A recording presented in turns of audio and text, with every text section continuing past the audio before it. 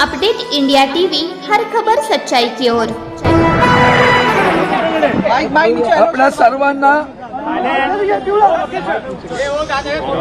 आपल्या सर्वांना माहित आहे की गेले काही दिवस शिवसेनेचे अनेक आमदार हे आसाममध्ये, गुवाहाटीमध्ये थांबलेले आहेत आणि म्हणून ते तिथं थांबून काहीतरी रोज वेगवेगळ्या क्लिप मीडियावर देत राहतात, बातम्या देत राहतात आणि आपल्याला कल्पना आहे की आम्ही आमच्या शिवसेनेच्या वतीनं आज सन्माननीय सुप्रीम कोर्टाचे ज्येष्ठ वकील माननीय कामत साहेब माझ्यासोबत आहेत, त्यामुळे आम्ही जे काही सांगतो त्याला तुम्हाला ऑथेंटिसिटी जर ऐकायची असेल आज त्याचा अधिकृतपणा, कायद्याची बाब, ही बाब सांगण्यासाठी आज आम्ही इथं आलेलो आहोत।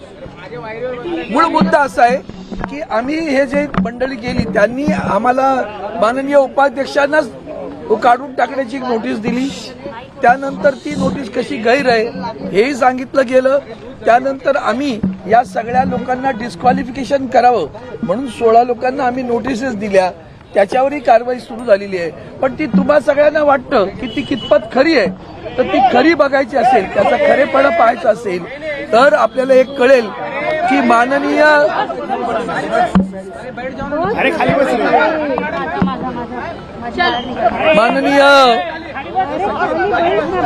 कामत साहेब इथं आलेले आहेत आणि ते त्याच्याबद्दल ऑथेंटिक सांगतील। आता अभी भाई मैं यहाँ पे आया हूँ, बहुत ही लिमिटेड रोल है मेरा, पॉलिटिकल सिचुएशन पे मैं कमेंट नहीं करने वाला हूँ। एज देयर सीनियर काउंसिल मैं सिर्फ ये बताने के लिए आया हूँ कि क्या लीगल पोजीशन है आज के डेट में, क्या कॉन्स्टिट्यूशन क्या बोलती है 10th शेड्यूल में कि कैसे डिस्क्वालिफिकेशन होता है। तो ये जो डिस्क्वालिफिकेशन की पिटिशंस लगाई गई है माननीय डिप्टी स्पीकर के सामने, वो ये ग्राउंड पे लगाई गई है कि इन्होंने पैरा 21A के अंतर्गत पार्टी छोड़ दी है और ये जो छोड़ने की प्रक्रिया है इसके कोई रेजिग्नेशन की ज़रूरत नहीं है।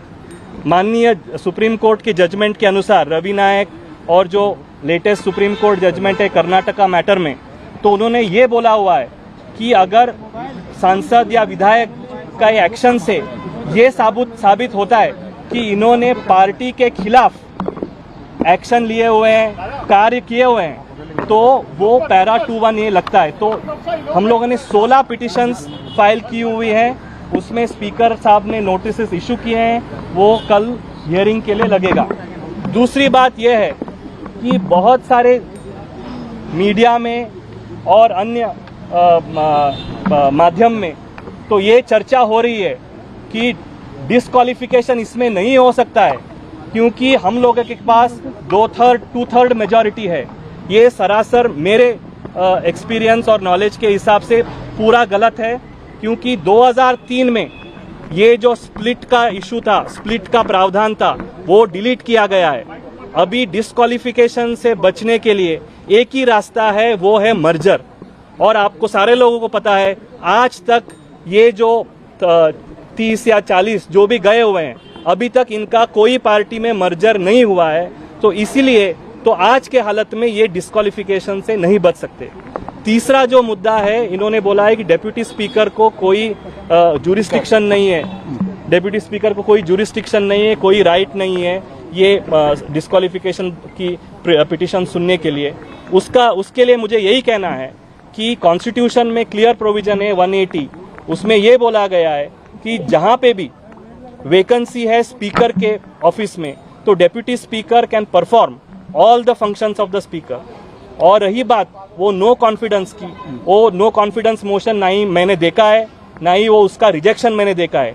जो आपके माध्यम से हम लोगों को पता चला है कि ये बात है कि जो नो कॉन्फिडेंस मोशन दिया गया है, कोई अनऑथोराइज्ड ईमेल एड्रेस, क्योंकि सारे विधायकों का रजिस्टर्ड ईमेल एड्रेस होता है, तो इन्होंने कोई अन्य email address, random email address से कोई एक चिट्ठी भेजी हुई थी और वो कोई मेंबर वहाँ पे, कोई विधायक वहाँ पे आके स्पीकर साहब को नहीं दी उन्होंने, तो कोई कुरियर के माध्यम से उनको दिया गया। तो स्पीकर साहब ने हम लोग को जो पता चला है आपके माध्यम से कि ये है कि स्पीकर साहब बोलते हैं कि जब तक मैं सेटिस्फाई नहीं होता हूँ कि ये जेन्युइन है, ऑथेंटिक है, मैं इसके ऊपर कार्रवाई नहीं करता हूँ, और उन्होंने वो रिजेक्ट कर दिया है. So as of now there is no impediment in the disqualification petitions being carried forward. और तीसरी बात इसमें यह है कि जब तक असेंबली सेशन में नहीं है तो ये कोई नोटिस ये देते हैं नो कॉन्फिडेंस का इन लॉ, इसका कोई मायना नहीं रहता. That's all I have to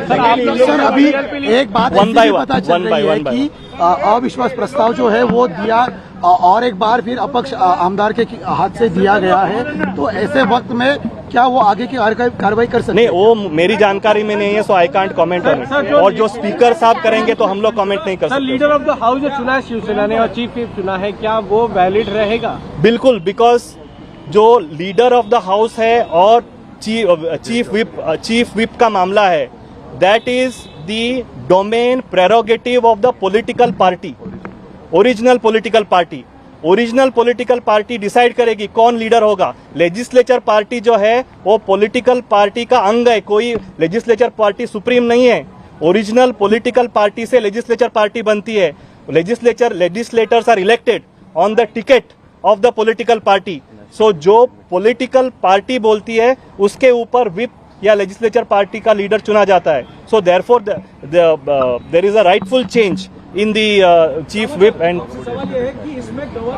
और एक बात है, कल नेशनल काउंसिल एग्जीक्यूटिव मीटिंग में देयर वर मोर देन 250 के ऊपर रिप्रेजेंटेटिव्स इलेक्टेड जो 2018 में नेशनल काउंसिल शिवसेना में इलेक्ट हुए थे.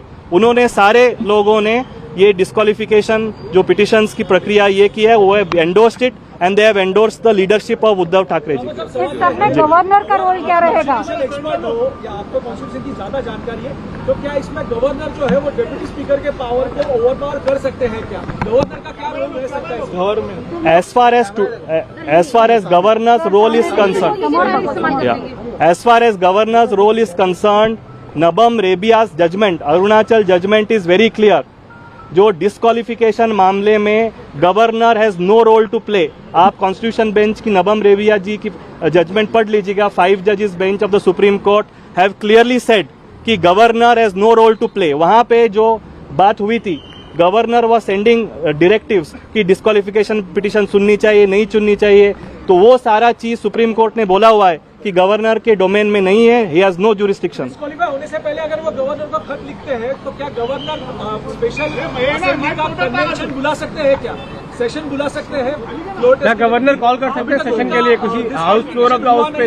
इससे पहले अगर वो गवर्नर को खत लिखते हैं तो क्या governor? Yes, governor, if he feels that there is a problem with the majority, he can always call for a floor test on the advice of the chief minister or otherwise also.